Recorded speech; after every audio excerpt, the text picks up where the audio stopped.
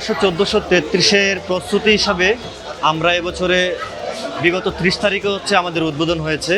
তো হাতে আমাদের মোটামুটি খুবই কম সময়, যেটা অন্য অন্য বছরে আমরা মোটামুটি 1 মাস ধরে কাজ করতে পারি, 1 মাস সময় পাওয়া যায়। এই বছরে যেটা হয়েছে যে ঈদের বন্ধ থাকাতে ক্যাম্পাস বন্ধ ছিল 28 তারিখ পর্যন্ত, তো আমাদের উদ্বোধনটা অলরেডি পিছিয়ে গিয়েছে। আমরা এখানে খুবই অল্প সময় পাচ্ছি।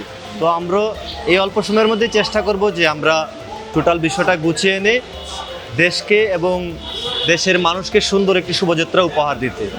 এর প্ল্যান হিসাবে আমরা এখন হচ্ছে আমাদের শোভাযাত্রায় যে আমরা এবছরে 5টা মোটিভ নির্ধারণ করেছি, 5টা মোটিভ আমরা তৈরি করব। এছাড়া হচ্ছে চৈত্র সংক্রান্তিতে আমাদের বকুলতলায় প্রোগ্রাম থাকবে অবশ্যই প্রতিবারের ন্যায়, এবং হচ্ছে বৈশাখের পরের দিন আমাদের চারুকলার শিক্ষার্থীদের দ্বারা হচ্ছে একটা যাত্রাপালার আয়োজন করা হবে। এই যে এখানে হচ্ছে আমাদের জল রং কর্মশালা চলতেছে, এইখানে আমাদের রানিং শিক্ষার্থী এবং সাবেক যে শিক্ষার্থীরা আছেন, আমাদের বড় ভাইরা আছেন, ওনারা আসবেন, কাজ করবেন। আর এই কর্মশালার মূল উদ্দেশ্য হচ্ছে এখানে যে কাজগুলো হবে এই কাজগুলো সেল করে আমরা এই বৈশাখ আয়োজনের যে ফান্ডিংটা হয় এটা করে থাকি আর কি। এই গ্যালারিতে যে পেন্টিংগুলো হচ্ছে প্রদর্শন করা হচ্ছে, এগুলো হচ্ছে আমাদের দেশের যে প্রীতিযশা শিল্পীরা আছেন, সিনিয়র আর্টিস্টরা আছেন, ওনাদের কাজগুলো এখানে রাখা হয়েছে। তো এই কাজেরও উদ্দেশ্য মূলত হচ্ছে যে এই কাজগুলো সেল হবে এবং এই কাজের যে অর্থটা এটা হচ্ছে টোটালটাই হচ্ছে আমাদের এই যে শোভাযাত্রার কাজে ব্যয় হবে আর কি।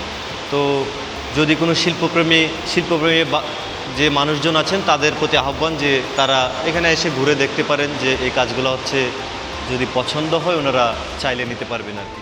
5টা মোটিফের মধ্যে একটি হচ্ছে হাতি, যেটা হচ্ছে নারায়ণগঞ্জের লোকশিল্পের লোক ঐতিহ্যের একটি অংশ।